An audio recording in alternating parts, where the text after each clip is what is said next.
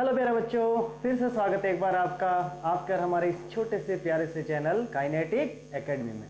तो बच्चों, अभी तक हमने आपको सदिश के बारे में पढ़ाया। सदिश क्या है, किस काम आता है ना, कितने प्रकार का है, और वेक्टर एडिशन पढ़ाया हमने, सदिशों का योग पढ़ाया है ना। उसमें हमने आपको त्रिभुज नियम से पढ़ाया और समांतर चतुर्भुज नियम और बहुभुज का नियम पढ़ाया ना। सदिशों के योग में सदिश योग का त्रिभुज नियम, सदिश योग का समांतर चतुर्भुज नियम और सदिश योग का बहुभुज नियम।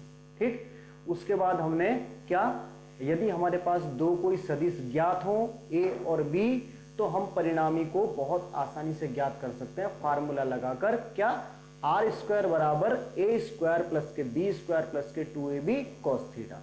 यदि हमें दिशा ज्ञात करनी हो तो उसे भी हम बहुत आसानी से ज्ञात कर सकते हैं। tan अल्फा, और अल्फा एंगल किसके साथ बनता था, वेक्टर यानी कि सदिश ए के साथ। तो tan अल्फा बराबर b sin थीटा बटे a plus b cos theta. ठीक है, तो आज उससे संबंधित कुछ न्यूमेरिकल हैं। ये हमारे पहले पार्ट लेक्चर नंबर 4 में 1-2 न्यूमेरिकल हो पाए थे, कुछ छूट गए थे। तो आज जो है 6-7 न्यूमेरिकल थोड़े बढ़िया से न्यूमेरिकल हैं आपके लिए लेकर आए हैं, और आप बहुत अच्छी तरह सीखेंगे ऐसी मैं उम्मीद रखता हूं आपसे। मैंने पहले भी बच्चों बताया आपको कि बहुत अच्छी तरह समझाया जाएगा। ठीक है, बहुत अच्छी तरह, बहुत मजे के साथ पढ़ाया जाएगा। एक एक चीज आपको क्लियर करवाई जाएगी, एक एक चीज, कोई भी चीज आपकी ऐसी नहीं रहेगी, कोई भी क्वेश्चन, कोई क्वेरी आपकी ऐसी नहीं रहेगी कि आप ये सोचोगे सर ये हमारी चीज रह गई है। ठीक है, बस मेहनत के साथ पढ़ते रहो, नोट्स बनाते रहो। ठीक है, तो चलिए पहला सवाल आज का ये है। सवाल नंबर हम उसमें शायद 4 पे अटके थे, है ना, अटके नहीं थे मतलब 4 तक करवाया था। 5वां सवाल ये है, कौन सा बलों का जोड़ा ऐसा होगा जिसका परिणामी कभी भी 2 न्यूटन नहीं हो सकता। परिणामी कभी भी 2 न्यूटन नहीं हो सकता।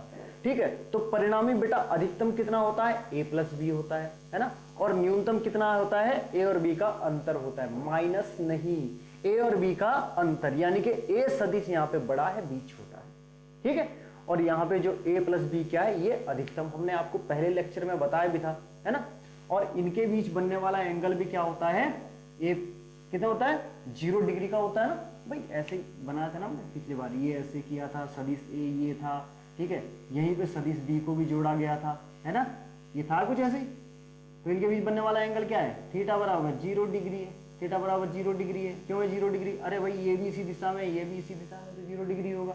ठीक है, और a प्लस बी क्या हो रहे हैं, ये दोनों जुड़ रहे हैं ना, और यही क्या है, सदिश का सबसे बड़ा मान है। ठीक है, आर यानी कि परिणामी का सबसे बड़ा मान क्या होता है, a प्लस बी, और सबसे छोटा क्या होता है, a डिफरेंस b। ठीक है, a डिफरेंस b, ये हो गया। ठीक, यहां पे क्या होता है, एंगल थीटा बराबर 180 डिग्री का होता है। ठीक है, चलो ये सब हम आपको करवा चुके हैं और आपको याद भी होगा। तो आज जो हमारे पास है वो ये है, कौन सा बलों का जोड़ा ऐसा होगा जिसका परिणामी कभी भी 2 न्यूटन नहीं हो सकता।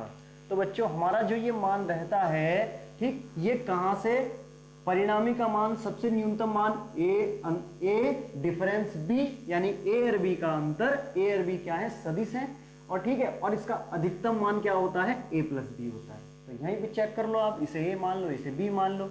ठीक है, तो यानी कि पहले a difference b, a difference b कितना हो जाएगा, 0 हो जाएगा। ठीक, छोटा या बराबर r, छोटा या बराबर किससे, 2 और 2 कितना हो जाएगा, यानी कि a प्लस बी कितना हो जाएगा, 4 हो जाएगा, 4 न्यूटन हो जाएगा। ठीक, अब यहाँ पे आ जाओ भाई, देखो यहाँ पे तो 2 न्यूटन आएगा बीच में, क्योंकि 0 से 4 के बीच में तो बेटा 2 न्यूटन आएगा ही आएगा, तो 2 न्यूटन नहीं होगा, इसका मतलब ये तो सही नहीं है इसके लिए। अब यहाँ पे आ जाओ, 1 और 1 का अंतर भी क्या हो जाएगा, 0 हो जाएगा। ठीक है, यहाँ पे r छोटा है बराबर, और 1 और 1 कितना हो जाएगा, 2 न्यूटन हो जाएगा। ठीक, अब आ जाओ यहाँ तीसरे पे आ जाओ, 3 और 1 का अंतर कितना होगा बच्चों, 2 न्यूटन होगा। ठीक है, छोटा या बराबर r, तो यहाँ तो पहले ही 2 न्यूटन आ गया, तो यहाँ तो सवाल अपने आप में ही खत्म हो गया। ठीक, खत्म का मतलब क्या है कि ये तो है ही नहीं बिल्कुल भी किसी भी हालत में। देखो यहाँ जैसे अधिकतम मान 2 न्यूटन आ गया, यहाँ भी 2 न्यूटन, ये न्यूनतम मान है इसका, तो जहाँ 2-2 आ रहा है वहां तो बिल्कुल कोई संभावना है ही नहीं। 3 और 1 कितना हो गया, 4 न्यूटन हो गया, यहाँ पे जुड़ गए है ना। अब यहाँ पे ये देखो, ये होगा, क्योंकि ये भी नहीं है, ये भी नहीं, ये भी नहीं, यहाँ अधिकतम, यहाँ 0 से 4 के बीच मान है, तो 0 से 4 के बीच तो 2 आना ही आना है। ठीक, यहाँ से 0 से 2 के बीच 2 आना ही आना है, 2 से 4 के बीच 2 है। यहाँ पे देखो 1 और 4 का अंतर कितना हो जाएगा बच्चों, 3 न्यूटन, छोटा या बराबर आर, और यहाँ पे क्या हो जाएंगे, दोनों जुड़ जाएंगे, 4 और 1 5 न्यूटन। तो यहाँ कहीं भी 2 न्यूटन नहीं आ रहा, तो इसका मतलब राइट आंसर क्या होगा, ये। इसका मतलब राइट आंसर क्या होगा, ये होगा। बात समझ में आई बच्चों? चलो वेरी गुड। अब चलते हैं बेटा नेक्स्ट क्वेश्चन पे है, किसी पिंड के बिंदु O पर 10 न्यूटन का एक बल, इसे मिटा दे, इसे मिटा दे, ठीक है। किसी पिंड के बिंदु O पर, क्वेश्चन नंबर 6 है, किसी पिंड के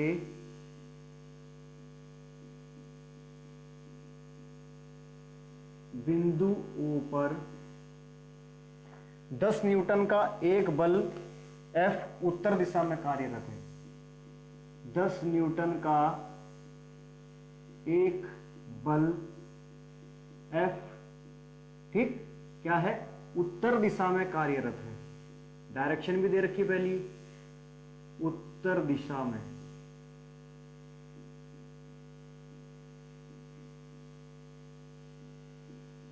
उत्तर दिशा में कार्य, इस बल का एक घटक पश्चिम दिशा में है। इस बल का एक घटक कहां है, पश्चिम दिशा में है।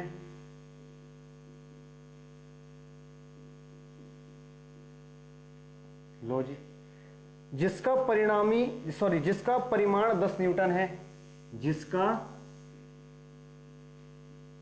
यानी कि दोनों का रिजल्टेंट क्या है, बराबर है। जिसका परिमाण कितना है, 10 न्यूटन है, ठीक है। जिसका परिमाण कितना है, इसका भी 10 न्यूटन है। दूसरा घटक उत्तर पश्चिम दिशा में OA है। दूसरा घटक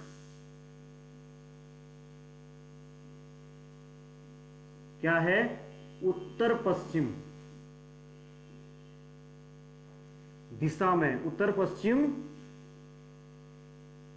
दिशा में घटक, पहले लिख दिया घटक, कोई बात नहीं, OA है। क्या है, वेक्टर OA, ठीक है। OA का परिमाण ज्ञात करो, तो OA का परिमाण ज्ञात करो। चित्र जो दिया हुआ है वो ये है, गिवन है बेटा ये, ठीक है। ये इस तरीके से दिया हुआ है। ये आपको पता है कि पूर्व दिशा होगी, ये पश्चिम दिशा होगी, है ना। और ये आपकी क्या है, उत्तर दिशा होगी, नॉर्थ, ठीक। तो उत्तर दिशा में कितना है, N बराबर 10 न्यूटन है, ये F, ठीक। एक फोर्स इधर है, दूसरी फोर्स हमारी क्या थी, उत्तर दिशा में। दूसरा घटक किस, पश्चिम दिशा में है ना, ये इधर, ये भी कितना है, 10 न्यूटन का, ये पश्चिम दिशा में, ठीक, ओके। और अच्छा, ये तो बल है, ये बल है, ये इसके घटक हैं। एक घटक ये है और दूसरा घटक किधर जा रहा है भाई, अच्छा, ये बात है, उत्तर पश्चिम दिशा। तो उत्तर पश्चिम दिशा किधर होगी, ये होगी ना बेटा, उत्तर पश्चिम दिशा, ये होगी उत्तर पश्चिम दिशा, ठीक है। ये क्या है, उत्तर पश्चिम दिशा है। तो ये A बिंदु है, ये O बिंदु है, क्योंकि OA के लिए क्या कहा है, OA का परिमाण ज्ञात करो। और एंगल पहले से ही दिया हुआ है भाई, इसमें 45 डिग्री दे रखा है। ऐसा है क्या, 45 डिग्री पहले दे रखा है, ठीक है। ये तो आपको पता ही है कि हाँ, ईस्ट वेस्ट नॉर्थ साउथ, है ना, ईस्ट वेस्ट नॉर्थ साउथ। यहाँ पे समझाने की ज्यादा जरूरत नहीं है ना, छोटे बच्चे थोड़ी हो यार, कक्षा 1 के, क्यों, कक्षा 1 के बच्चे थोड़ी हो। ये सवाल हाँ चलो, साफ दिखाई दे रहा है, बहुत सुंदर, बहुत सुंदर, बहुत ही बढ़िया दिखाई दे रहा है, साफ भी नहीं। अब हम यहाँ करेंगे पैरेललोग्राम लॉ, हम यहाँ पे लगाएंगे समांतर चतुर्भुज का नियम, ठीक। क्या लगाएंगे बच्चों, समांतर चतुर्भुज का नियम। तो भाई इसको भी लेंगे साथ में, बल को भी साथ में लेना पड़ेगा, ए को भी साथ में लेना पड़ेगा, ठीक है ना। ऐसे मत कर देना कहीं यहाँ सोचे तुम सर हम इसको बना देते हैं, ये थोड़ा आगे बढ़ जाएगा यहाँ पे, इसको ये कर देंगे, ये अरे भैया इसका एक घटक ये भी है, ठीक है, एक घटक इसका क्या है ये। तो इसको मिला दो यहाँ से। सबसे पहले अगर हम समांतर चतुर्भुज के नियम से हर किसी भी सवाल को यदि हल करें तो सबसे पहले तो समांतर चतुर्भुज को पूरा बनाओ, ठीक है। समांतर चतुर्भुज को पूरा बनाना पड़ेगा, ओके। ये इस तरीके से, ये इस तरीके से बनेगा ए ऐसे, ठीक है, ये ऐसे ए, ये ए है, तो ये समांतर चतुर्भुज बन गया। लग रहा है या नहीं लग रहा है? समांतर लगना चाहिए यार, खूबसूरत सा चित्र बनाए, ठीक है। ये है, ये 10 न्यूटन है तो ये भी 10 न्यूटन होगा, ठीक है ना, ये 10 न्यूटन। अब हमें यहाँ पे क्या ज्ञात करना है? ओ ए का मान ज्ञात करना है। परिणामी क्या है? ओ ए का परिमाण ज्ञात करना है, ओ ए की वैल्यू ज्ञात करनी है, ठीक है, ओ ए की वैल्यू ज्ञात करनी है। चलो अच्छा जी, ओ ए की वैल्यू जब हमें ज्ञात करनी है, हमें पता है कि ये जो ओ ए है ये किसके बराबर है? ये इसके बराबर है ना। तो हमारे पास ये एंगल कितना है? यहाँ पे 90 डिग्री है। यहाँ पे हम फार्मूला लगा देंगे ट्रिग्नोमेट्री वाला, पाइथागोरस थ्योरम लगा देंगे। क्यों लगा देंगे पाइथागोरस? अरे भाई ये क्या है? 10 न्यूटन है, 10 न्यूटन का फोर्स ही तो है ये वाला क्या है? ये भी 10 न्यूटन है, ये भी 10 न्यूटन है, ये हमारा इजीली निकल जाएगा, क्या दिक्कत है, ठीक। तो सॉल्यूशन क्या होगा? समकोण त्रिभुज, किसमें? समकोण त्रिभुज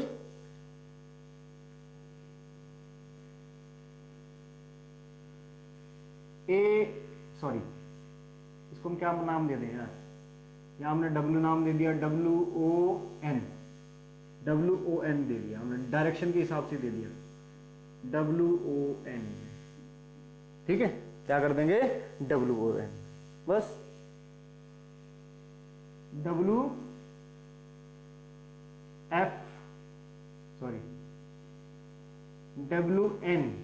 WN बराबर के, या WN का स्क्वायर बराबर के क्या हो जाएगा? WO का स्क्वायर प्लस के ON का स्क्वायर, ठीक है। तो WO कितना है बेटा? WO कितना है? ये 10 न्यूटन का है, 10 का स्क्वायर प्लस के ये भी 10 का स्क्वायर है, तो ये कितना हो जाएगा? 100 प्लस के 100 WN का स्क्वायर, और ये WN का स्क्वायर ये जो है हमारे पास, ये WN किसके बराबर है एक्चुअल में? किसके बराबर है? अरे भाई सॉरी, WN ये है ना, तो ये OA के बराबर है। किसके बराबर है ये? OA के बराबर, OA का स्क्वायर के बराबर। यहाँ ये कंजस्टेड हो गया है ना, कंजस्टेड हो गया ना, चलो ठीक है। कितना हो गया ये? बराबर OA का स्क्वायर। देखें नजर आ रहा है, नहीं आ रहा है? हाँ नजर नहीं आ रहा है, तो इसको यहाँ लिखना बिल्कुल ठीक नहीं है। चलो कोई बात नहीं, हमने यहाँ पे लिखा इसे WN का स्क्वायर बराबर के 200 हो गया, बराबर OA स्क्वायर हो गया, ठीक। इसका स्क्वायर, अरे ये दोनों एक ही बराबर, तो ये समांतर चतुर्भुज में आमने सामने की भुजाएं बराबर होती है, ठीक है। क्या होती है? बराबर होती है। तो OA का स्क्वायर बराबर 200 हो जाएगा, तो OA बराबर अंडर रूट के अंदर 200 हो जाएगा, तो OA बराबर के 10 अंडर रूट 2 हो जाएगा। OA बराबर कितना आ गया हमारे पास? 10 under root 2 newton, 10 under root 2 newton, ये आंसर आ गया। बच्चों कोई दिक्कत तो नहीं है? बिल्कुल होनी भी नहीं चाहिए, बहुत इजी सवाल है। हमने इसे कौन से विधि द्वारा निकाला? समांतर चतुर्भुज के नियम द्वारा। अरे ये बहुत इजी था यार, यहाँ पे हमें ये भुजा ज्ञात करनी है, समकोण त्रिभुज बन रहा था पहले ही, तुम्हें पता है पहले ही हमें ये दे रखा था, पहले ही हमें ये ज्ञात था कि ये क्या है? उत्तर दिशा में। अब उत्तर दिशा में ये वाली पूर्व दिशा भी दे रखी, पश्चिमी उत्तर दिशा में सीधा, तो 90 डिग्री तो होगा भाई। 90, अगर इधर उधर होता कहीं तो दिशा अलग दी गई होती ना, जैसे यहाँ पे उत्तर पश्चिम दिशा दी गई है, तो ये सीधा उत्तर दिशा में, इसका मतलब 90 डिग्री, और 90 डिग्री से बहुत इजीली हम क्या कर सकते हैं? पाइथागोरस थ्योरम यूज करेंगे, ठीक है। पाइथागोरस थ्योरम यूज करेंगे और मान निकाल दिया, परिणामी का मान ज्ञात हो गया। चलो उतार लो जल्दी से, जल्दी उतारो बच्चों, है ना। फिर उसके बाद करवाते हैं एक बढ़िया सा प्यारा सा सुंदर सा क्वेश्चन, ओके। चलो उतार लिया होगा, बात। अब आ जाओ इसके बाद देखो जरा,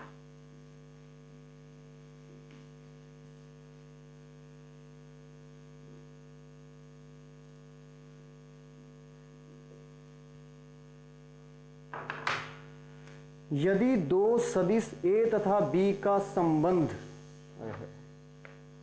क्वेश्चन नंबर 7 है, यदि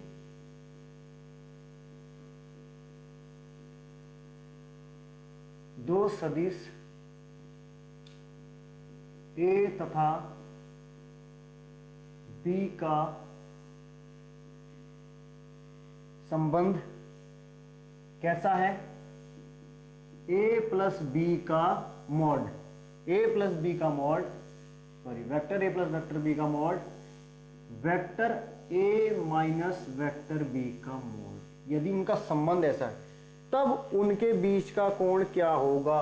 लॉजिकल लो बात, तो उनके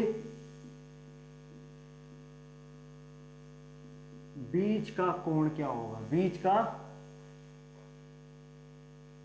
कोण कितना होगा, बीच का कोण क्या होगा। ठीक है,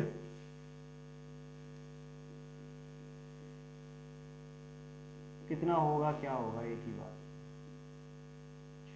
सॉल्यूशन पे आ जाओ बच्चों, सॉल्यूशन पे आ जाओ, सॉल्यूशन पे। अब अच्छा एक बात जरा सोचने वाली बात ये है कि ये a प्लस बी जो मान है, ये a प्लस बी कहीं ना कहीं तुम्हें कुछ याद आ रहा है, क्या है, दो सदिशों का योग। दो सदिशों का योग क्या होता है, परिणामी होता है ना भाई। r बराबर क्या होता है, यदि हम यहां ये लिखे वेक्टर r बराबर के vector a plus vector b, ऐसा तो लिख सकते हो, लिख सकते हो या नहीं लिख सकते हो।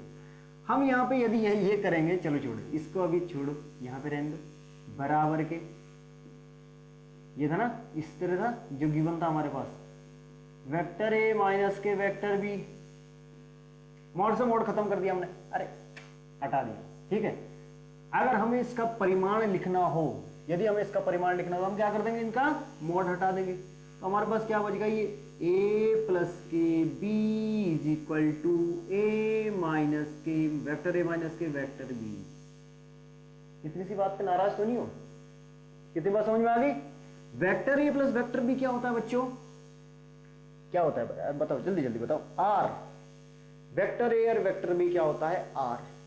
यानी कि यदि हम, हमारे पास दो गिवन वेक्टर है a और वेक्टर b, a और वेक्टर b, तो परिणामी का मान कितना होगा, क्या होगा, परिणामी का मान कितना होगा।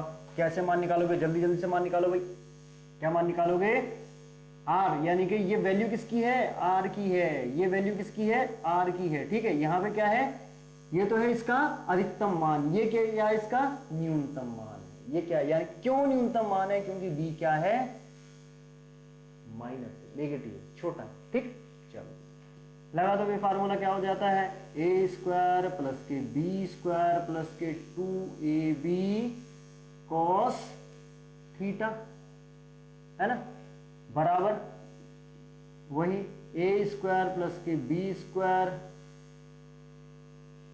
अब यहां पे माइनस के 2ab कॉस थीटा, माइनस आएगा क्योंकि b क्या है यहाँ पे, माइनस। ए स्क्वायर से ए स्क्वायर मर गया, बी स्क्वायर से बी स्क्वायर मर गया, 2ab को इधर लेके आओ, तो ये कितना हो गया, 4ab cos थीटा बराबर कितना हो गया, 0।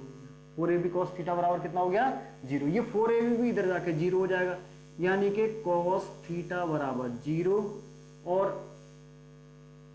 cos थीटा बराबर के cos कितना, 90, cos से cos मर गया, थीटा बराबर 90 डिग्री आ गया, थीटा बराबर के 90 डिग्री आ गया। ये आंसर है इसका, उतारो जल्दी। बात समझ में आई कि नहीं। अरे यार ये a प्लस बी क्या है, परिणामी तो होता है, क्या होता है, परिणामी होता है, क्या है, ट्रायंगल लॉ में पढ़ा नहीं क्या तुमने। ये क्या है, यदि ये वेक्टर a है, ये वेक्टर b है, इनका परिणामी क्या होता है बच्चों, ये r बराबर a प्लस बी होता नहीं होता, r बराबर कितना होता है, a प्लस बी होता है, परिणाम ये होता है। ठीक है, बस इसमें क्या आती है, इसमें डायरेक्शन ये ऑपोजिट था, b क्या था यहाँ पे, b थोड़ा क्या था, ऑपोजिट था, यानी कि b को तुम कैसे मान लो, इधर से b को ऐसे मान लो, बी ऑपोजिट था यहाँ पे, ठीक है। चलो अब आते हैं नेक्स्ट क्वेश्चन पे। नेक्स्ट क्वेश्चन थोड़ा बढ़िया सा क्वेश्चन है, मजेदार क्वेश्चन है, अच्छी तरह से समझना बच्चों, ठीक है, अच्छी तरह से दिमाग लगा के समझना है इसे। चलो मैं इसे चलो हाँ हो जाएगा, हो जाएगा। नहीं यार लगता नहीं कुछ हो जाएगा, मिटा दे। अच्छा इसे मिटा दें, चलो इसे मिटा देते है ना, बीच में अटक जाएगा फिर क्या फायदा, कुछ मजा नहीं, मजा शाम में आएगा, मजा नहीं आना। क्वेश्चन नंबर 8, क्वेश्चन नंबर 8 है। क्वेश्चन नंबर 8 है, दो दिए गए सदिशों के न्यूनतम तथा अधिकतम परिणामी, लैंग्वेज थोड़ी टफ है इसकी, दो दिए गए सदिशों के, दो दिए गए सदिशों के न्यूनतम तथा अधिकतम परिणामी के, न्यूनतम तथा अधिकतम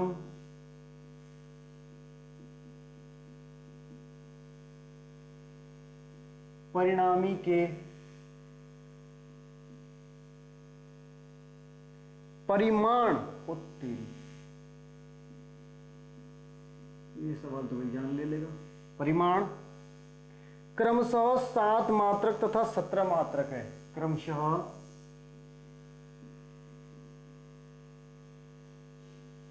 7 मात्रक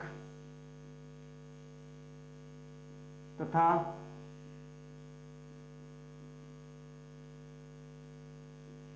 17 मात्रक हैं, ठीक है। यदि ये दोनों सदिश एक दूसरे से 90 डिग्री के कोण पर हो,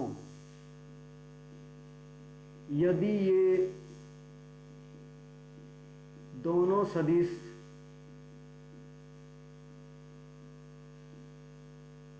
एक दूसरे से 90 डिग्री के कोण पर हो तो इनका परिणामी ज्ञात करो। ओहो, इनका परिणामी ज्ञात करो, तो इनका परिणामी ज्ञात करो, है ना थोड़ा अजीब सा सवाल, इनका परिणामी ज्ञात करो। अब तुम सोचोगे यार ये सदिशों के न्यूनतम तथा अधिकतम मान क्या होंगे, अरे अभी बताया था इससे पहले, जो सबसे शुरू का क्वेश्चन किया गया था कि सदिशों का सबसे न्यूनतम मान कौन सा होता है, सबसे कम मान। यदि हमारे पास दो सदिश दिए गए हों ए और बी, तो उनका सबसे कम मान कितना होगा, ए डिफरेंस बी, ए और बी का अंतर। सबसे ज्यादा मान क्या होगा, ए प्लस बी। याद आया, याद आया, याद आ गया बिल्कुल। तो हमारे पास यहां पे क्या है, दो सदिश ए और बी है,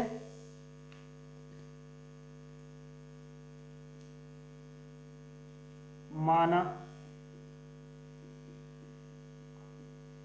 दो सदिश क्या है, ए व बी है, ठीक है।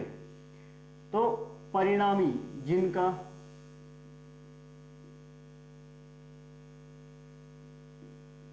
न्यूनतम परिणामी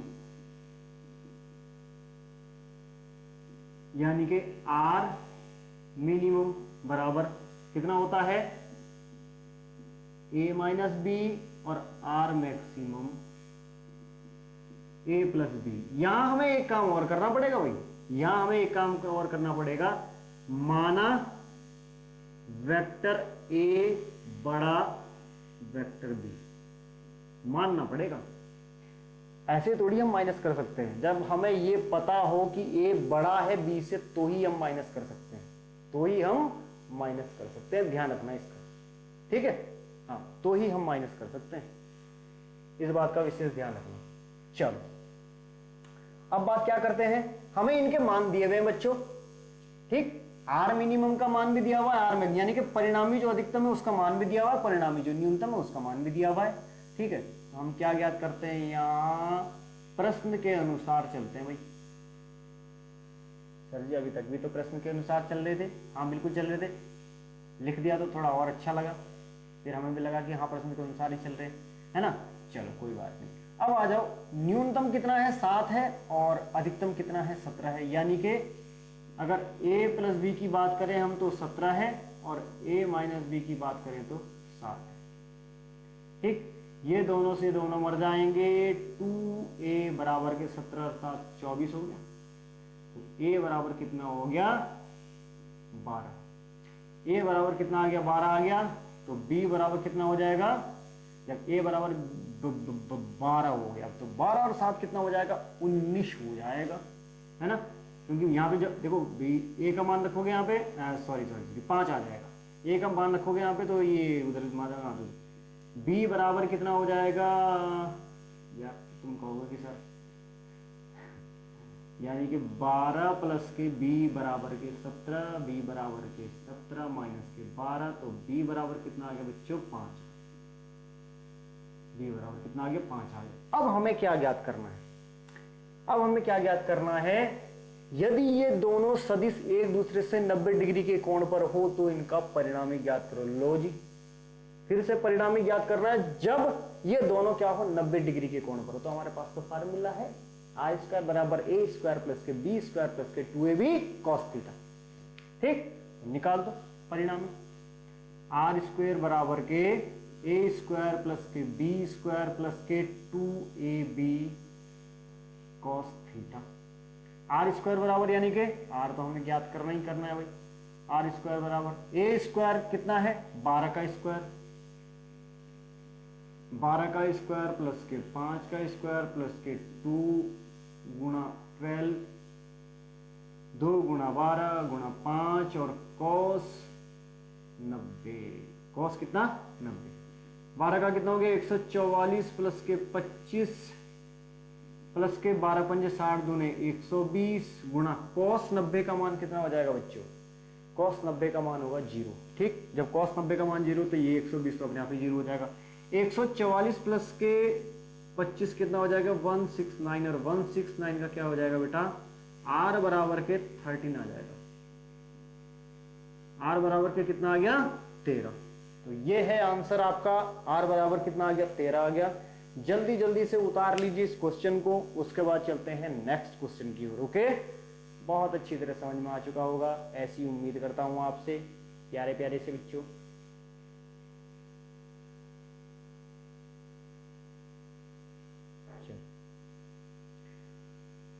हो गया होगा, बिल्कुल हो गया होगा। अरे कुछ नहीं था यार, केवल सवाल को समझना है, बस सवाल की भाषा को ध्यान देना है, घबराना नहीं है। कहीं सोचो तुम न्यूनतम और अधिकतम क्या दिया गया है सर जी, ये तो हमारी पैंट गीली होगी है ना। बस न्यूनतम और अधिकतम देखा और बस तुमने सोचा कि लो साला यही, इसी से डर लगता था, यही आ गया, न्यूनतम आ गया अधिकतम आ गया।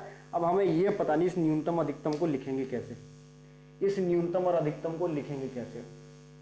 सवाल को देख के कभी भी घबराना नहीं है यार, बिल्कुल ये सोच के चलो, पहले तो ये सोच के चलना कि एग्जाम में जो भी कुछ आएगा मेरे को आता ही नहीं किसी, ठीक है। मन में पहले ही प्रेशर में मत रखना दिमाग में, ठीक है। कोई भी अपने दिमाग में किसी भी प्रेशर को हाई मत होना, ये सोचना कि अरे यार मुझे नहीं लगता कुछ के साथ जो मैंने पढ़ा है, ऐसे मान के चलो बिल्कुल एकदम, या ऐसे मान के चलो कि नहीं यार ये ठीक है ना, बिल्कुल एकदम कूल, जो आएगा लिख देंगे, जो आएगा लिख देंगे। सीखने की कोशिश करो, अरे जब सीख लोगे अपने आप तो लिख ही दोगे यार अपने आप, ठीक है। सीखने की कोशिश करो, रटने की कोशिश नहीं करनी है, फिजिक्स को रटने की कोशिश नहीं करनी, फिजिक्स रटने का है ही नहीं बिल्कुल भी, ठीक है। रटने की कोशिश करोगे तो पूरी किताब रटनी पड़ेगी, सीखने की कोशिश करोगे तो बहुत कम सीख कर काम चल जाएगा, बहुत कम सीख कर काम चल जाएगा।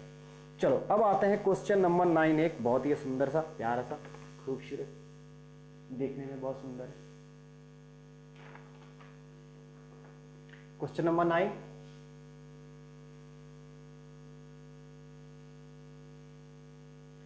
एक बिंदु पर कार्य करने वाले दो बलों के परिमाण का योग, एक बिंदु पर कार्य करने वाले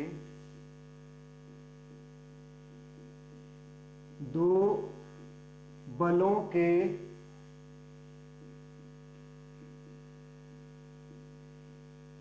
परिमाण का योग 18 है। परिमाण का योग कितना है? 18 है। चलो, और उनके परिणामी का परिमाण, और उनके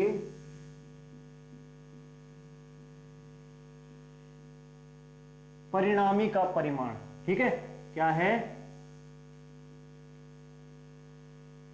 परिणामी का परिमाण कितना है? परिणामी का परिमाण कितना है? 12 है। यदि छोटे परिमाण के साथ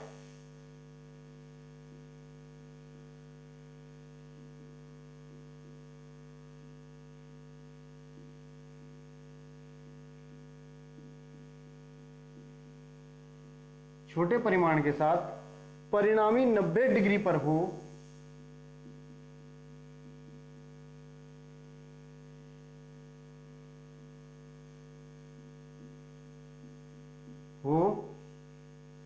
तो बलों का परिमाण क्या होगा?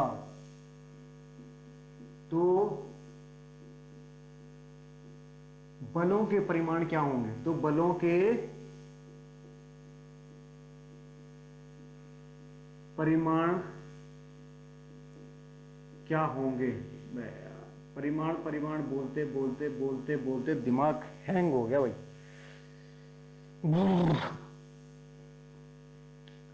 ठीक है ना?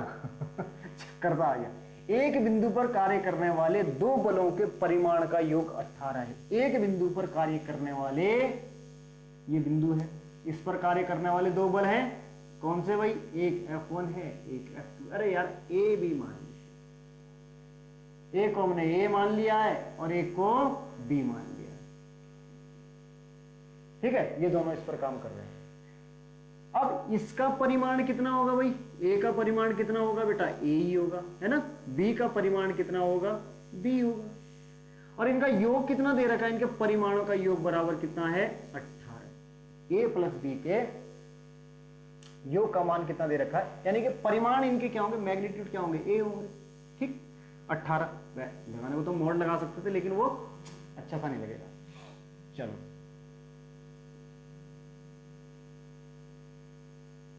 ठीक, ये हो गया a प्लस बी, यानी कि ये डायरेक्ट मान हो गया बेटा।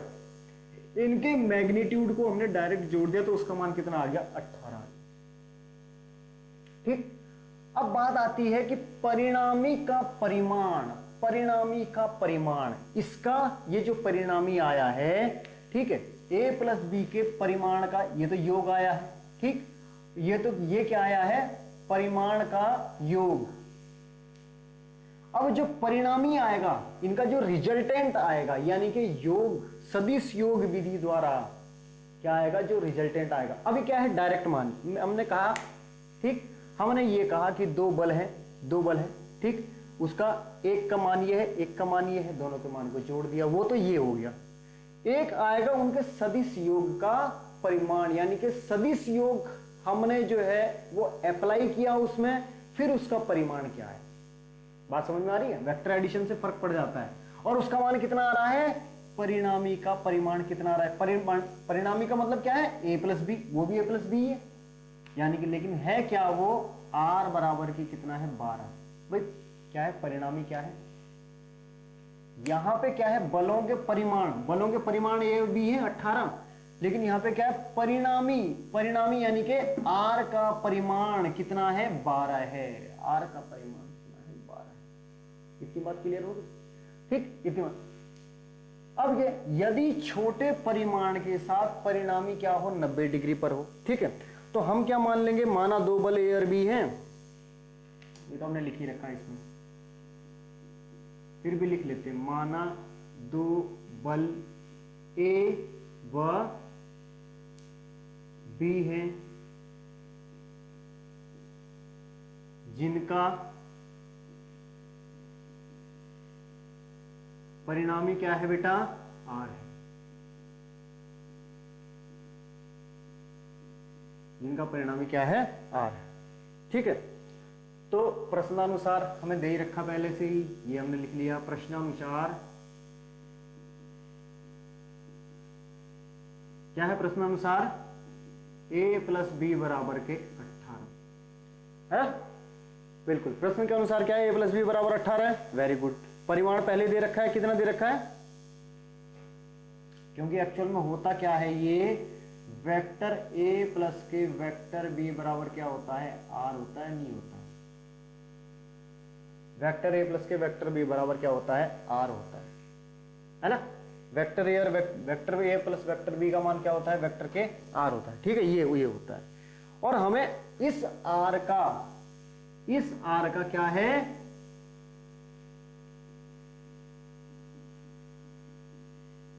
परिमाण दे रखा है, कितना? 12। इस r का मैग्नीट्यूड दे रखा है 12। बात समझ में आ रही है भाई? इन दोनों का योग किसके? r के बराबर होता है। ये तो आप अच्छी तरह जानते हो, आपने ट्रायंगल लॉ में भी पढ़ा था। वेक्टर ए इधर जा रहा था, वेक्टर बी इधर है, फिर ये वाला परिणामी r होता, तो r का मान कितना होता था? Vector a plus vector b. यहां पे भी वही है, ठीक। r का मान ये होता है, ये आपको पता ही है। लेकिन इस r का जो परिमाण है वो कितना है? 12 है। यहां तो डायरेक्ट जोड़ रखा है यार, ये तो डायरेक्ट जोड़ क्या रखा है? इनके मैग्नीट्यूड तो उनको डायरेक्ट जोड़ दिया। लेकिन जो सदिश योग का नियम का पालन करते हुए इसका मान कितना आ रहा? परिमाण 12 आ रहा है। ठीक है, कितना आ रहा है? 12 आ रहा है। वेरी। सदिश योग का मतलब क्या है? यदि हमने फार्मूला किससे निकाला? a square plus b square plus के 2ab cos थीटा। यदि हमने उस विधि से निकाला तो इसका मान कितना आ रहा है? 12 आ रहा है। बात समझ में आ रही है, नहीं आ रही? हाँ, ये है सदिश योग का नियम। ठीक, चलो अब हम मानते हैं यहाँ पे कि माना a क्या है? छोटा सदिश है। क्योंकि ये क्या है? यदि छोटे सदिश, ये सॉरी छोटे परिमाण के साथ कितना है? छोटे परिमाण के साथ परिणामी कितना? 90 डिग्री पर हो तो बलों के परिमाण क्या होंगे? छोटे परिमाण के साथ माना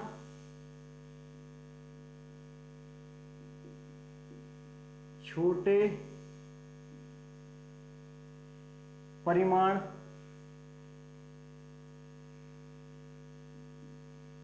का बल A है। छोटे परिमाण का बल क्या है? A है। A के साथ क्या है? परिणामी कितने? 90 डिग्री पर हो। भाई A के साथ यदि हम A को इस तरीके से मान लें, A, इसका मतलब क्या है? B उसके साथ क्या है? 90 डिग्री पर है।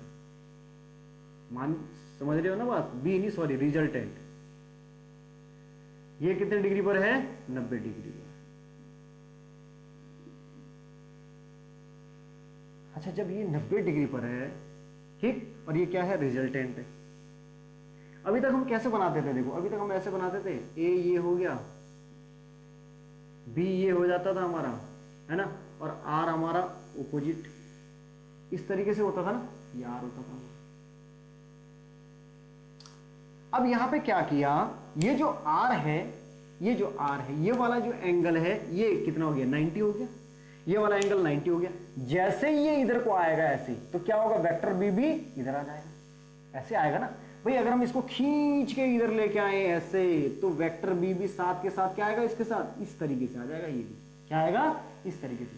यार ये यहां आएगा जब, ठीक है, तो ये कहां आ जाएगा? ये इस तरीके से आएगा। अरे इसके साथ ही तो जुड़ा हुआ रहेगा। जब ये सीधा हो जाएगा तो वेक्टर बी भी तो इसके, ऐसा थोड़ी कि ये भी सीधा हो जाएगा और ये भी सीधा हो जाएगा, ऐसे तो नहीं होगा ना भाई। जब ये बिल्कुल सीधा खड़ा हो जाएगा 90 डिग्री में ऐसे, तो क्या होगा? वेक्टर बी की ये वाली, यानी कि ये दोनों सिरे जुड़े हुए हैं ना, तो ये वेक्टर बी ऐसे में हो जाएगा। बात समझ में आ रही है? ये इस तरीके से हो जाएगा। ये क्या हो जाएगा? Vector b. थोड़ी देर जरा दिमाग लगा के देखो, जरा समझ में आया तुम्हारे या नहीं आया? समझ में आया? कोई दिक्कत तो नहीं है बच्चा?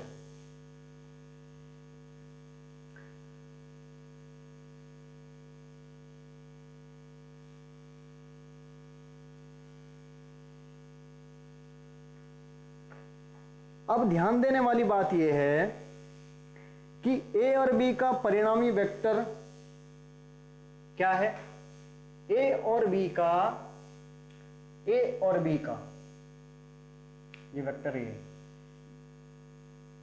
A और B का जो परिणामी वेक्टर है, ठीक, वो वेक्टर A के साथ क्या बना रहा है?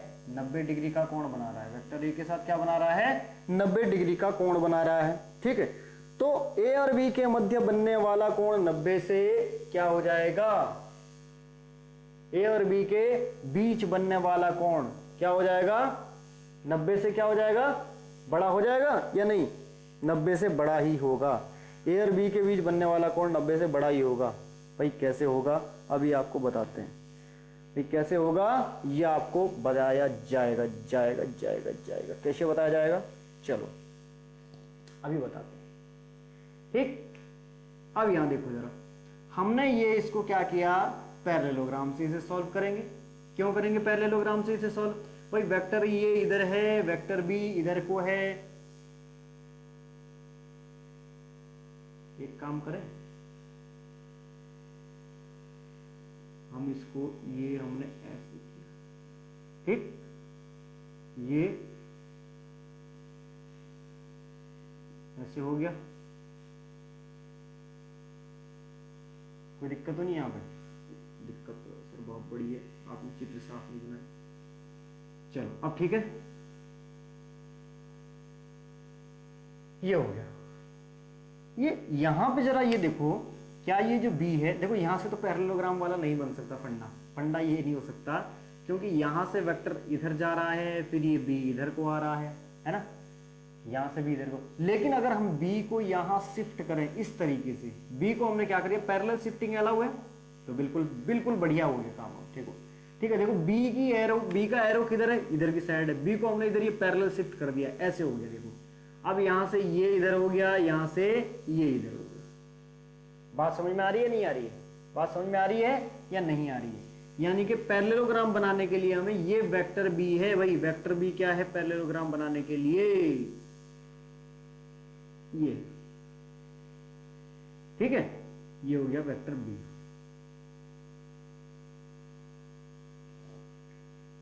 ठीक है बच्चों, ये आपका आर है, ठीक, ये कोण क्या है, अल्फा है, अल्फा है या नहीं भाई।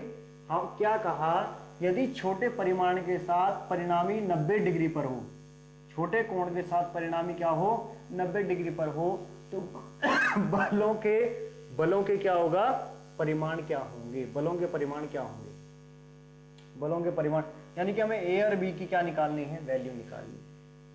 ए और बी की क्या निकालनी है, हमें वैल्यू फाइंड करनी है। तो फार्मूला लगा दो बेटा पहले तो, आर स्क्वायर बराबर के ए स्क्वायर प्लस के बी स्क्वायर प्लस के 2ab cos theta, 2ab cos theta.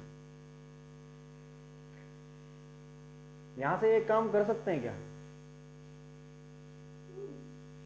क्यों भाई,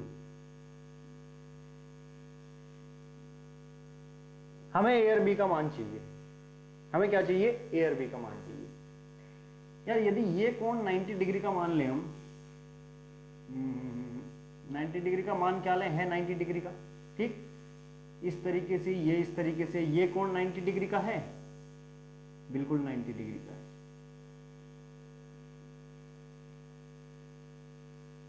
ये कोण 90 डिग्री का है ना,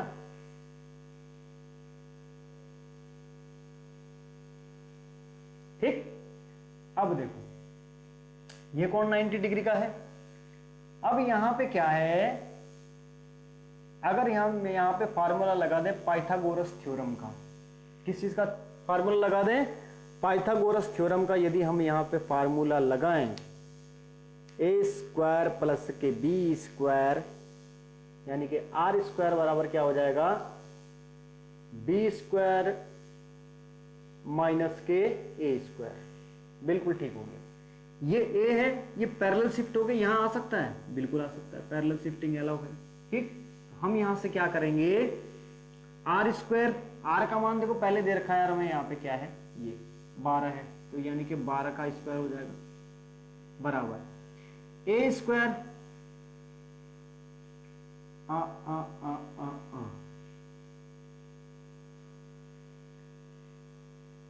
फार्मूला तो हम इसका लगा रहे हैं। हम यहाँ क्या करते हैं, इसका फार्मूला यूज करते ही नहीं, ये वाला फार्मूला यूज ही नहीं करते यार, हम पहले डायरेक्ट ही ट्रिग्नोमेट्री वाले पे आते हैं, पाइथागोरस थ्योरम पे आते हैं। आर स्क्वायर बराबर क्या हो गया, आर स्क्वायर यानी कि बी स्क्वायर माइनस के ए स्क्वायर, बी स्क्वायर माइनस के ए स्क्वायर, बात समझ में आ रही है? तो ये क्या हो जाएगा, आर स्क्वायर बराबर बी माइनस के ए और बी प्लस के ए। बच्चा कोई दिक्कत तो नहीं है यहाँ पे? अरे यार ये क्या बनेगा, कर्ण का स्क्वायर बराबर, यानी कि बी स्क्वायर बराबर ए स्क्वायर, ये बेस हो गया, ये परपेंडिकुलर हो गया, बी स्क्वायर बराबर ए स्क्वायर प्लस के आर स्क्वायर हो गया। बात समझ में आ रही है तुम्हें? ठीक, ये वाला क्या हो गया, ये भाई देखो ये राइट एंगल ट्राइंगल बन रहा है या नहीं बन रहा है, राइट एंगल ट्राइंगल बन रहा है या नहीं बन रहा है, ठीक है। तो यानी कि ये क्या है, ये हमारा हाइपोटेनियस है, ये हमारा परपेंडिकुलर है, ये हमारा बेस है, यानी कि कहने का मतलब कर्ण, लंब और आधार, ठीक है। तो ये वाला फार्मूला तो लगाया हमने यहाँ पे। अब यहाँ पे b माइनस ए, ये तो हो गया 144 भाई, 12 का स्क्वायर, b माइनस के a हो गया, ठीक। b प्लस ए का मान हमारे पास दिया हुआ है, क्या है, a प्लस बी का मान 18 दिया हुआ है, कितना है, 18 दिया हुआ है। तो b माइनस के a बराबर के 144 बटे 18, 18 अट्ठे 144, तो b माइनस के a बराबर कितना आ गया, 8 आ गया। देखें जरा नीचे तक, ज्यादा नीचे तो नहीं चले गए, ज्यादा नीचे चले गए भाई, ज्यादा नीचे जा चुके हैं, यहां पे आ जाओ। b माइनस के a बराबर के कितना आ गया, b माइनस ए बराबर 8 आ गया, ठीक। यहां पे हमारे पास क्या है, a प्लस बी बराबर 18, यानी कि a प्लस बी बराबर 18। हमसे क्या पूछा है, बलों के परिमाण क्या होंगे, ए और बी के मान अलग अलग पूछे हैं। अब निकाल दो भाई, दोनों को जोड़ेंगे तो ए से ए बर्बाद हो जाएगा, क्योंकि ए प्लस का ए माइनस का है। 2b बराबर 18 और 8 कितने हो जाएंगे, 26, यानी कि b बराबर के 26 बटे 2, 13 दूने 26 हो जाएगा। b बराबर कितना आ गया, 13 आ गया। अब a का मान निकालो भाई, b का मान क्या रखोगे तुम, यहां पे रखोगे यदि, तो 13 उधर जाके 18 में से 13 के 5, तो a बराबर के 5 आ गया। यही आंसर है बेटा। सवाल में मजा आया नहीं आया?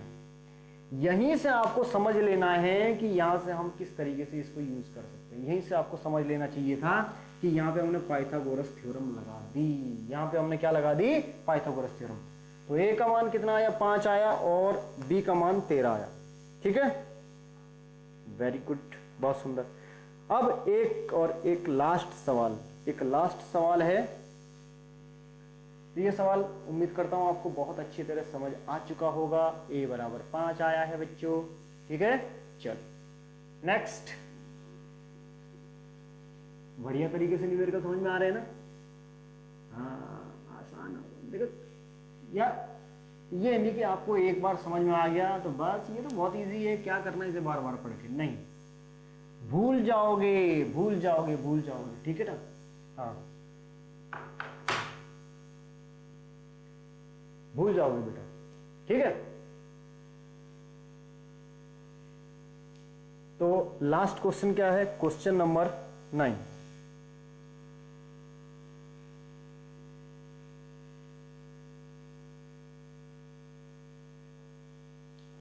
देखो यदि आप रिवीजन ना करें तो इसका बेटा बहुत बुरा असर होता है, ठीक है।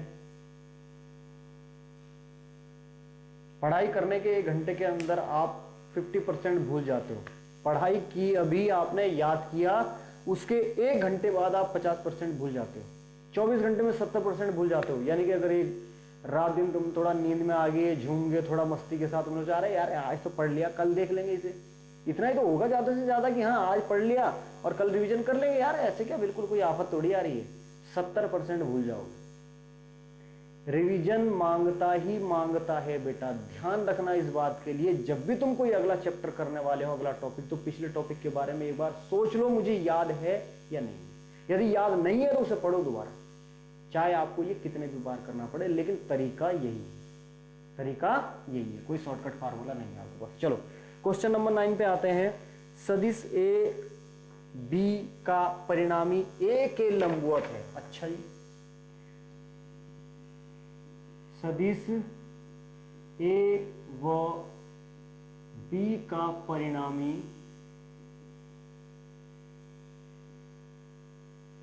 सदिश ए के लंबवत है। सदिश ए के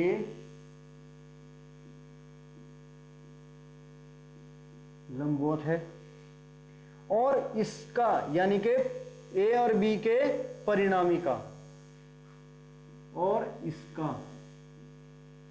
लिख देता हूं, ए व बी के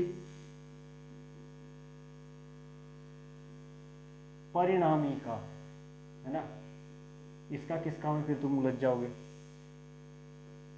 परिमाण सदिश बी के परिमाण के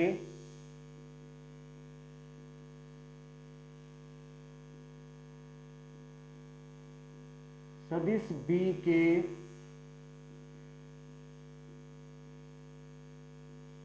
परिमाण के आधे के बराबर है।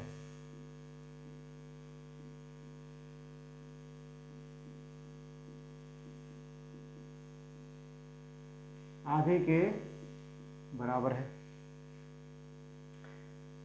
सदिश ए और बी के मध्य का कोण ज्ञात करो। तो सदिश ए व बी के मध्य का कोण ज्ञात करो। मध्य का कोण ज्ञात करो। ठीक है बच्चों, ज्ञात करो। लास्ट सवाल है इसका, चैप्टर का लास्ट सवाल नहीं है, कहीं तुम सोचो कि चैप्टर ही खत्म हो गया, चैप्टर तो अभी है बच्चों। ठीक है, ज्ञात करो। चलो अब है ज्ञात क्या है बच्चों कि परिणामी आर और सदिश ए के लंबवत। क्या है? ए और बी का परिणामी सदिश ए के लंबवत है। भाई ए और बी का परिणामी तुम्हें पता ही है क्या होता है, वेक्टर आर होता है। ठीक, कहने का मतलब क्या है, ये कह रहे हैं कि वेक्टर आर, वेक्टर आर किसके लंबवत है? Vector A.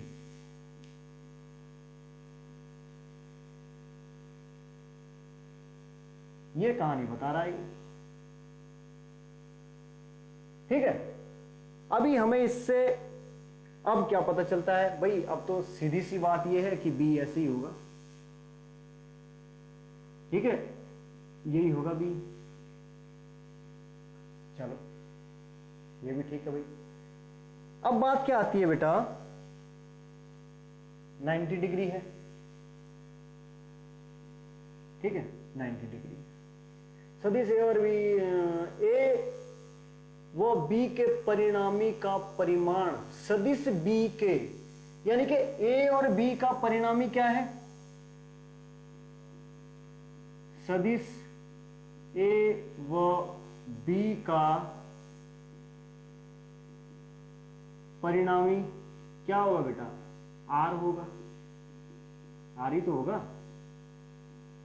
ठीक है, तो आर का परिमाण, वेक्टर आर का परिमाण क्या होगा? आर। और आर बराबर कितना है? सदिश बी के परिमाण के आधे के बराबर। सदिश बी के परिमाण के आधे के बराबर। अरे बी का परिमाण क्या होगा? बी तो होगा। ये आर किसके बराबर है? बी बटे 2 के बराबर। यार किसके बराबर है? बी बटे 2 के बराबर होगा। तो सदिश ए और बी के मध्य का कोण ज्ञात करो। सदिश ए और बी के मध्य का कोण ज्ञात करो। या ए और बी के मध्य का कोण। ठीक, ए और बी के मध्य का कोण। अब यहां पे दिक्कत एक और है। दिक्कत क्या है कि ये हमारे पास जो ये इसकी दिशा है, वेक्टर की जो डायरेक्शन है वो इस तरीके से है यहां पे। ठीक, और ये 90 डिग्री है, ये इस तरीके से, और बी की दिशा इधर रहेगी। किधर रहेगी? क्योंकि वेक्टर एडिशन, सॉरी ये ट्रायंगल लॉ में, ठीक है, ट्रायंगल लॉ में क्या होता है, वेक्टर ए ऐसे बना, वेक्टर बी बिल्कुल ऐसे होगा, पक्का है, ये कंफर्म है। ठीक है, परिणामी बिल्कुल ये उल्टे दिशा में बना, ऐसे होगा। ठीक, अब यहां पे क्या है, ये कोण तो 90 डिग्री का है। सदिश ए और बी के बीच का कोण पूछा हुआ है। ए और बी के बीच का, हम इसे अल्फा नहीं मान सकते, हमें इसे अभी थीटा मानना पड़ेगा। हमें इसे अभी क्या मानना पड़ेगा? थीटा मानना पड़ेगा। क्योंकि ये क्या है, एक सी जुड़ा हुआ है, एक यानी कि एरो जुड़ा हुआ है, उसकी पूंछ जुड़ी हुई है। और कोण बनने के लिए पूंछ से पूंछ जुड़ना जरूरी है। कोण बनने के लिए टेल से टेल मिलना जरूरी है, पूंछ से पूंछ मिली हो तो ही उसको कोण बोल सकते हैं। यानी कि अगर हम कोण को बोले तो कोण ये हो सकता है बेटा, कोण। बात समझ में आ गई? ये नहीं हो सकता कोण कि ये एक ऐसे हो और एक ऐसे, ये कोण नहीं हो सकता। बात समझ में आई या नहीं आई? बात समझ में आई बच्चों या नहीं आई? ये इसका लॉजिक समझ में आया? चलो बहुत सुंदर है। अब हम क्या ज्ञात करते हैं, माना कोण थीटा है तो साइन थीटा बराबर, माना कोण थीटा है, माना कोण थीटा है तो माना ये कोण क्या है, थीटा है। मान लिया हमने ये कोण थीटा है, ठीक। तो साइन थीटा बराबर, अब तुम बोलोगे सर साइन थीटा ही क्यों माना, साइन थीटा ही क्यों माना? भाई हमारे पास ये देखो, एक तो आर की वैल्यू दी हुई है लंब, ठीक, और आर की वैल्यू किसके पदों में दी गई, बी के पदों में। यार ए का तो हमारे पास कोई मान है ही नहीं बिल्कुल भी, तो एक को रख के ही क्या करेंगे, एक को रख के करेंगे भी क्या, ठीक है। हमारे पास आर और बी की वैल्यू दी गई है दोनों की अपने में, यानी कि आर बराबर बी बटे 2 है, तो साइन थीटा बराबर कितना हो जाएगा, लंब बटे कर्ण। लंब कितना है बच्चों, आर, कर्ण कितना है, बी, और आर की वैल्यू हमारे पास पहले से दी गई है, कितनी है, बी बटे 2 है, तो बी बटे 2 पूरे के बटे बी, ठीक है ना। बी से बी मर गया, 1 बटे 2, तो साइन थीटा बराबर 1 बटे 2, साइन थीटा बराबर साइन 30, साइन से साइन खत्म हो गया, थीटा बराबर कितना आ गया, 30 डिग्री। अभी ये मान थीटा का आया है, ध्यान रखना ये मान किसका है, थीटा का आया है, ए और बी के बीच के सदिश का नहीं है, सदिश ए और बी के बीच का कोण नहीं है, ये सदिश ए और बी के मध्य का कोण नहीं है। ये क्या है, ये थीटा का मान है, ये केवल थीटा का मान है, ए और बी के बीच का कोण है। अब हम क्या करेंगे, जब हमने ये बात की थी अभी आपसे बेटा कि दोनों की पूंछ से पूंछ मिलनी होनी जरूरी है, किसके लिए, कोण बनने के लिए, ठीक। अब हम यहाँ क्या करेंगे, देखो पैरेलल शिफ्टिंग करेंगे, क्या करेंगे, पैरेलल शिफ्टिंग। इसको हम क्या कर देंगे, यहां लेके आ जाएंगे। बात समझ में आ रही कुछ या नहीं आ रही? किसको लेके आएंगे, अहो ए, सदिश ए को लेके आएंगे इधर, या इसको नहीं, ये तो क्या, ये तो परिणाम ही है। क्या करेंगे हम, सदिश ए को ट्रांसफर करेंगे इधर, तब इसकी दिशा इधर को हो जाएगी। देखो बी की डायरेक्शन क्या है, बी की डायरेक्शन ऊपर है ना, ए को हम क्या कर देंगे, यहां पे शिफ्ट कर दिया हमने, ए को ये लो यहां पे शिफ्ट कर दिया हमने, ए यहां शिफ्ट हो गया, ठीक है। ये जब यहां शिफ्ट हो गया तो अब देखो ये वाला कोण कितना आया, थीटा बराबर कितना आ गया, 30 डिग्री आया हमारे पास थीटा बराबर। बाकी कितना बचेगा, 180 में से 30 घटा दो, कितना आ जाएगा, 150 डिग्री। कितना हो जाएगा, 150 डिग्री।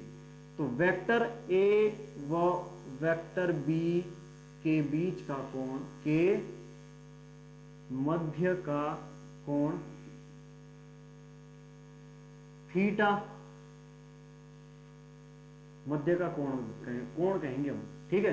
मध्य का कोण कितना हो जाएगा, 180 माइनस के 30 बराबर कितना हो जाएगा, 150 डिग्री हो जाएगा।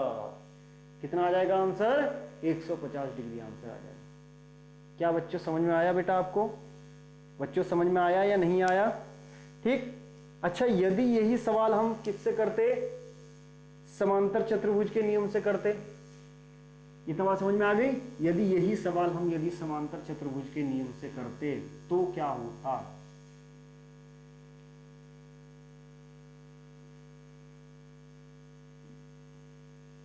वीडियो को पॉज कर लिया करो यार, जब सवाल करते हो तो वीडियो को पॉज कर लिया करो, ऐसी कोई बात नहीं है, ठीक है। ऐसा मत सोचना कि सर आपने लिखा तुरंत ही मिटा दिया, ठीक है। तो वीडियो को पॉज कर लिया करो, कोई दिक्कत नहीं। समांतर चतुर्भुज के नियम से, वो तो हमने त्रिभुज के नियम से किया। अगर बात करें हम समांतर चतुर्भुज के नियम से, समांतर चतुर्भुज के नियम से देखो, समांतर चतुर्भुज के नियम में क्या था, वो भी ऐसा ही था, है ना। क्या था, वेक्टर ए, और ये क्या था, रिजल्टेंट था हमारा, ये क्या था हमारा, रिजल्टेंट था, ठीक। ये हमारा रिजल्टेंट था।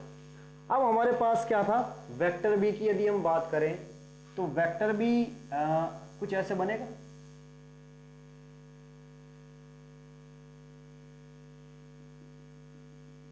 है ना। ये हमारा वेक्टर बी रहेगा, ये हमारा क्या रहेगा, वेक्टर बी रहेगा।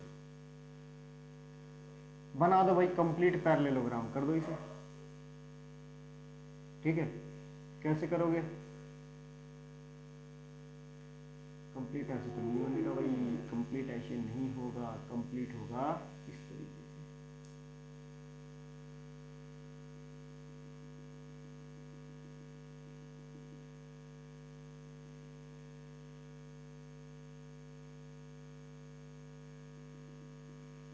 ये ठीक है, ये समांतर चतुर्भुज का नियम बन गया। ये क्या बन गया, समांतर चतुर्भुज के नियम से हम जो है इसे सॉल्व करेंगे। ठीक है, यानी कि हमारे पास ये क्या हो गया, बी, ये तो हमारा बी हो गया, वेक्टर बी, वेक्टर बी हो गया, वेक्टर ए हो गया, वेक्टर बी हो गया, वेक्टर ए हो गया। ये कोण हमें पता है कितने का है, 90 डिग्री का है। ये कोण हमें पता है कितने का है, 90 डिग्री का है। तो समांतर चतुर्भुज के नियम में अब हम क्या करेंगे बच्चों, देखो यहां हमारे पास क्या क्या वैल्यू, अब हम क्या करेंगे, देखो ये वेक्टर ए है, ये वेक्टर ए मान लो इसे यहां पे भी, तो एक ही बात है यार। हमें जो मान ज्ञात करना है ए और बी के बीच के कोण का मान ज्ञात करना है। ठीक है, 90 डिग्री पहले से ही है, हमें ये वाला ज्ञात करना है थीटा, हमें ये थीटा ज्ञात करना है, क्योंकि वेक्टर ए ये है, वेक्टर बी ये है, तो हमें यानी कि ये पूरा थीटा ज्ञात करना है। 90 ये है, तो 90 में थीटा जोड़ देंगे, मान आ जाएगा ए और बी के बीच का। तो ये यहाँ पे क्या है, राइट एंगल ट्राइंगल है। क्या है, राइट एंगल ट्राइंगल है। तो अगर हम इसको ये अलग कर दें थोड़ा इस तरीके से, है ना ये, ठीक है, ये इस तरीके से, ये हमारा क्या है, थीटा हो गया। थीटा के सामने का ये परपेंडिकुलर हो गया। तो जो भी आपको ओ ए बी मानना है मान लो, नहीं ये तो हमारे वेक्टर है ना, ओ एम एन, इसे ठीक, हमने ये वाला एंगल फाइंड करना है। तो ये वाला एंगल, अब हम यहाँ पे क्या करेंगे, देखो हम यहाँ पे देखो, ये हमारे पास क्या है, आर और बी का रिलेशन हमारे पास पहले से ही गिवन है। तो यहाँ पे क्या बन रहा है, देखो ये बेस है और ये हाइपोटेनियस है, यानी कि आधार और कर्ण। यहाँ पे साइन नहीं आएगा। अब तुम बोलोगे सर साइन क्यों नहीं आ सकता, बेटा साइन इसलिए नहीं आ सकता क्योंकि हमारे पास जब हम इस एंगल के लिए देख रहे हैं, तो इस एंगल के लिए क्या है, आधार भुजा ये हो जाएगी, ये भुजा कर्ण हो जाएगी। तो कर्ण और आधार से मिलकर क्या बन रहा है, कॉस बन रहा है।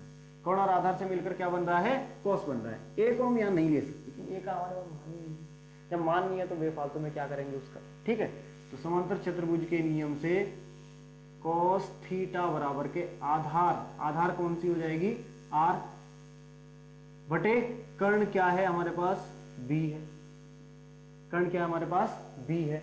तो वैसे भी परिणामी सदिश क्या था, का परिमाण बी के परिमाण के आर, यानी कि आर बराबर कितना था हमारे पास, b/2। आर बराबर कितना था, b/2 बटे बी, बी से बी खत्म हो गया, cos थीटा बराबर के 1/2। और cos थीटा मान कितना होता है, cos थीटा बराबर cos 60, cos 60, क्योंकि sin 30 का मान होता है ना, तो यहाँ cos 60 का मान होगा। cos से cos खत्म हो गया, थीटा बराबर 60 डिग्री आ गया। यदि थीटा बराबर 60 डिग्री आ गया हमारे पास, तो 60 और 90 कितना हो गया, 150। पहले भी 150 ही तो आया था। ठीक है, तो सदिश ए व